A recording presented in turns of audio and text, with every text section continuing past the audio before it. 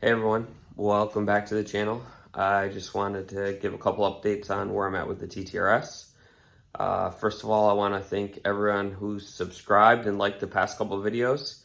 I really do appreciate it. Putting a lot of effort into trying to keep everyone updated and just give everyone an idea of what it takes to build a car like this. So I was able to get some street tuning done with Stin. We were able to get it dialed in as much as we could given the fuel situation. So just to give an update on the fueling, it's a SRM twin pump, Iroz fuel line kit. It's their new 10AN PTFE lines up to their dual manifold, 1300 primary injectors, 1700 secondary injectors. However, it looks like we're not even getting 2-bar boost around E60 and running out of fuel on the primary pump. So I'm not sure what pumps are in this, but I've got a little bit of a update to that coming. I'm hoping that that gets me enough fueling to at least make 1,000 wheel this year. I might upgrade the fuel system, just not super confident in the SRM setup. I'm going to do a couple other updates to the car. So right now I'm getting ready to remove the upper manifold and the front bumper, and I'll show you why I'm going to do that. Okay, so one of the first projects I'm going to do is I have to remove the upper manifold. I'm going to install time certs where these bolts are. Unfortunately, the last time I removed them, I wanted to make sure I didn't have any vacuum leaks, and I stripped out this bolt right here. So just wanted to give a shout out to Shannon Lambert. He had the tool, I just had to buy the inserts, so he sent me that up. Should be getting that done shortly. And then the next project I'm going to be doing is I'm removing the front bumper, and I'm going to be getting rid of the current APR front mount intercooler. I'd actually bought this for the project. It's the STM front mount intercooler, has a Garrett core, 1,000 horsepower core. It's a really, really nice front mount intercooler. However, I've decided it's kind of at its limits with my current setup. So I'm going to go with another front mount intercooler that should give me room to grow if I do decide to go with a bigger turbo. And then the other part of the project that I'm going to be doing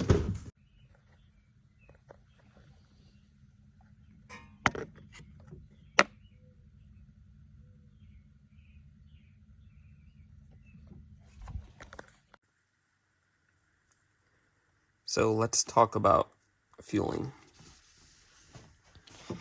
When I bought the car, it had an SRM fuel system, which is a dual pump.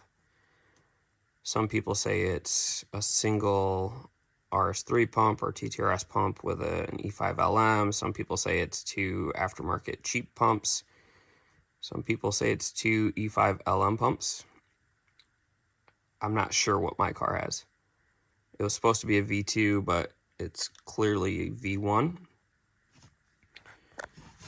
This is the controller that was wired up. And how the SRM pump works is it taps off from the factory controller for turning the pump on, which is a single small wire here. The second wire is for the power. Third wire is ground. So they tap off from the first and second wire. And then they run their own harness. You can see here that's ran to the back of the car. That's a ground, a power wire for the relay, and then the relay that's a power wire for the second controller. With the factory ECU, the second controller essentially is triggered by this and something inside of this that says we need more pressure, and it turns on the secondary pump. Not sure exactly what they use.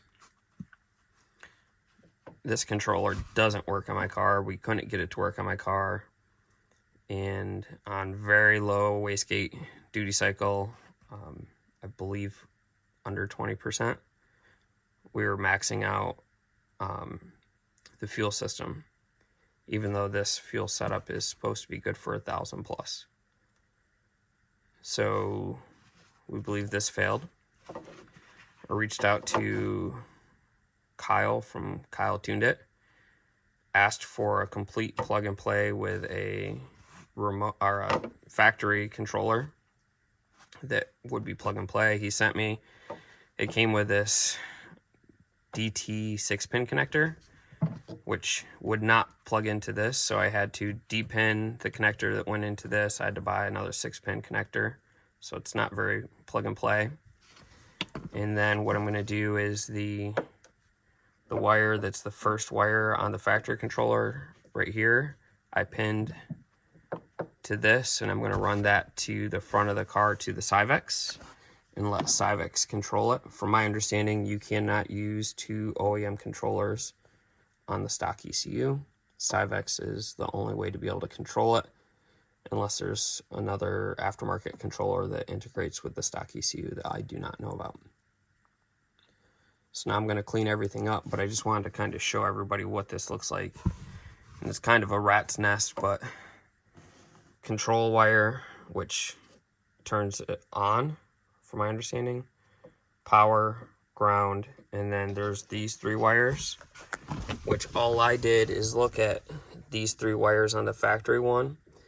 So the white and purple goes to the farthest connector, white and red is the middle, and then this white and yellow is the front, and I just matched them up to do the same thing here. So this connector goes to the white, this connector goes to the green, which is in the middle, and then this connector goes to the red, which you should be able to see right there. So I just matched them up so the OEM controller has the exact same wires in the exact same spot as the second OEM controller that I wired in. So now I'm going to tape everything up and get that wire ran, and then I need to fix the issue with the manifold, the Iroz manifold, where I accidentally over torqued the bolt for the upper manifold. I'll be having that in the same video. So I have everything finished wired up, taped it all up nice, made it look as nice as I could. While I was at it, I couldn't help myself, but I did clean the top of the fuel pump. So now I'm gonna get the wire ran to the front to Syvex, and Stan is having me pin it to A8.